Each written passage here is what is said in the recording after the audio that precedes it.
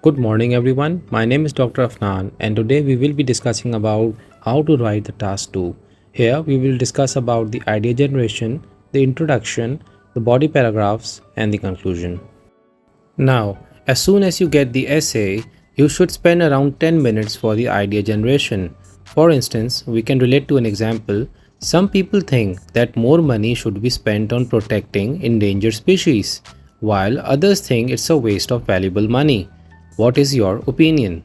So, at the start of the question, you should read the question carefully and understand what it demands. Then give 10 minutes for the brainstorming, and then you can write it down on a piece of a paper or on the question sheet on the exam day. What can be the relevant ideas as per this question? So, as the question asks you, should we protect the endangered species or do you believe it's a waste of money? Number 1. Endangered species are a crucial part of the ecosystem. Animal depends upon each other to thrive, so this might affect the food chain. Number 3. Animals have a parasitic or a symbiotic bonds with each other. Parasitic influence means that there is advantage to the one animal and the other suffers, and symbiotic bonds means that both of them have a mutual understanding and they benefit each other. So most certain animals or species are identity of a certain place and they draw attention to the tourism. Just like kangaroo, you can find those at Australia. The last point is absence of endangered species will disrupt jungle's balance and tourism. Let's discuss another question. In some countries, many people suffer from health problems due to eating too much fast food. It is therefore necessary for governments to impose a higher tax on this kind of food. Do you agree or disagree? So what can be the relevant ideas if I agree to this question? Number 1. This would encourage people to lead a healthy life and eat homemade or organic food. Hence, lower chances of serious illnesses like diabetes, high blood pressure, obesity, and stomach ulcers. I would also add, cigarettes and alcohol are taxed in a similar way, so why not fast food? This will help in revenue generation to aid economy. So, by this way, the money that is raised that could be used to treat people with health problems. Fast food companies should also be regulated for the quality of the service they provide, their hygiene, and standards of meal preparation. Those found guilty should be penalized.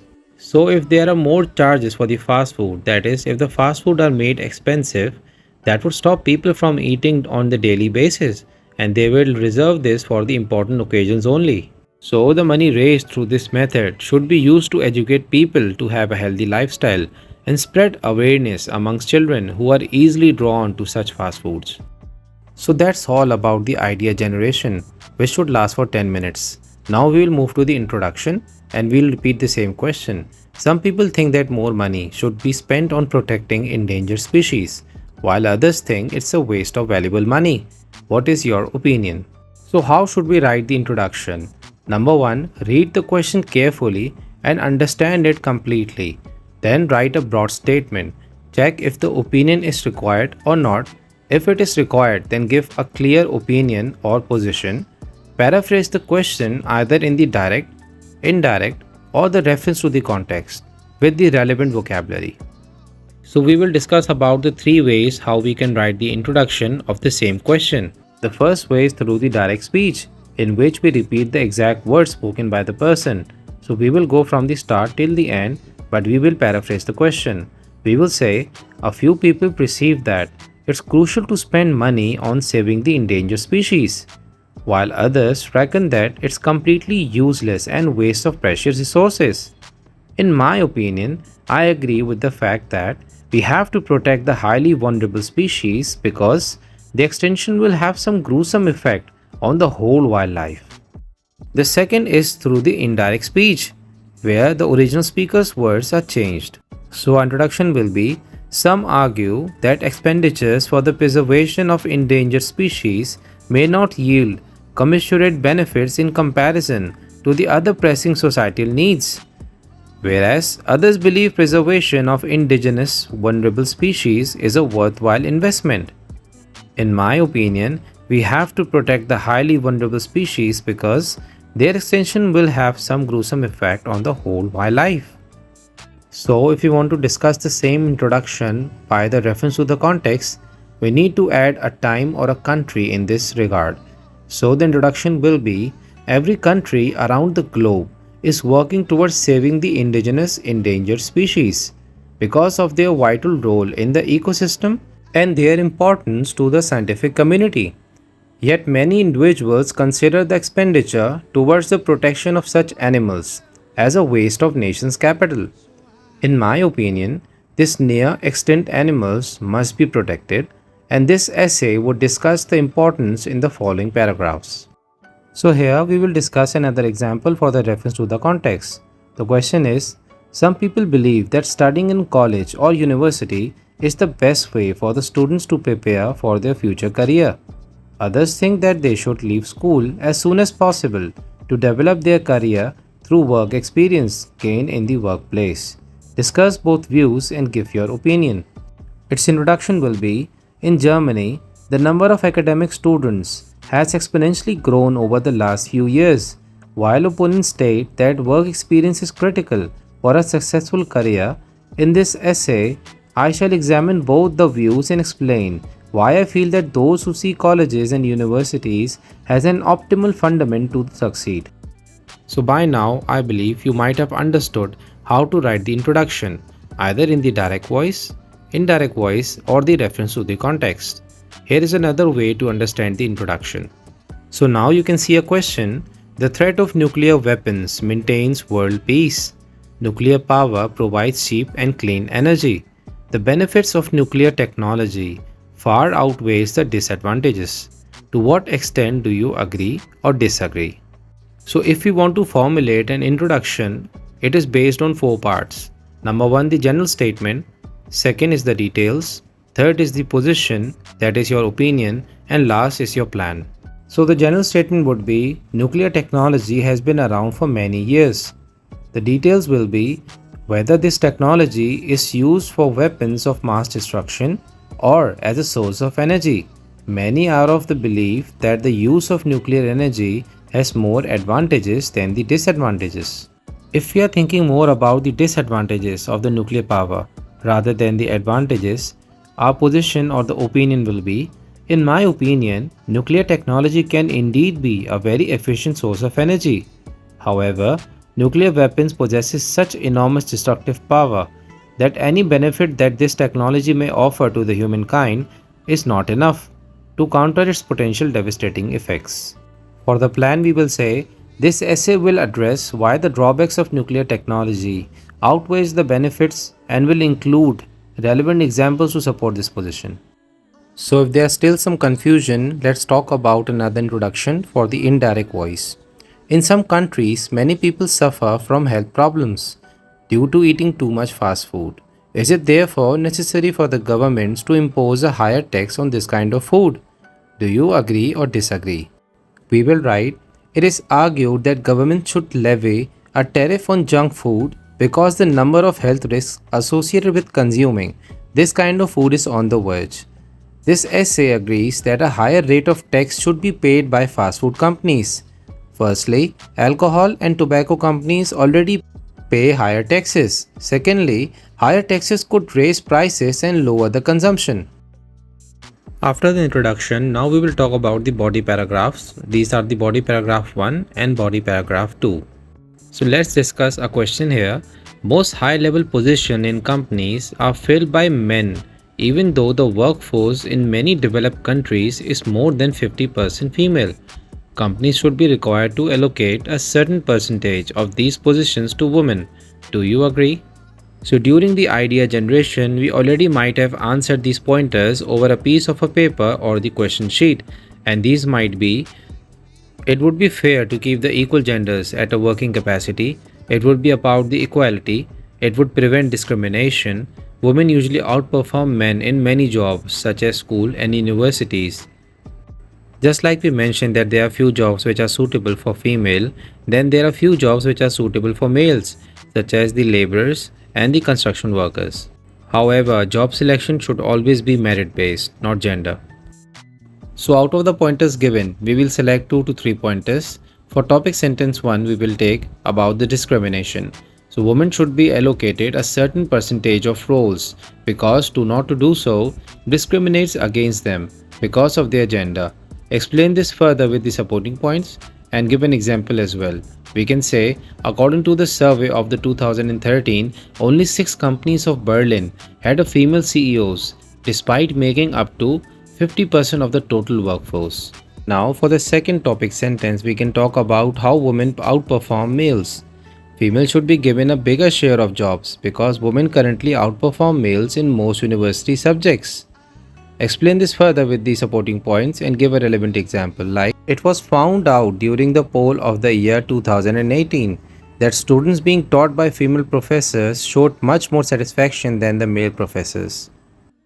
Alright, now we will talk about the linking words, those you can use during the paragraph formation. These are listing types like firstly, secondly, thirdly, fourthly, lastly, finally, last but not the least. Adding information types like in addition, additionally, furthermore, moreover, also, as well as. Linking words for example are for example, for instance, one clear example is such as, namely, to illustrate, in other words. Linking words for results are therefore, consequently, as a result, thus, hence, so, for this reason. Linking words for highlighting are particularly, in particular, specifically, specially, obviously, of course, clearly. Linking words for contrast and concessions are however, nevertheless, admittedly, even though, although, but, despite, in spite of, still. On the other hand, by contrast, in comparison, alternatively, another option could be. Linking words for causes are because, owing to, due to, since, as. Linking words for opinion are in my opinion, I think, I believe, I admit, in my view, I concur or agree, I disagree or I cannot accept.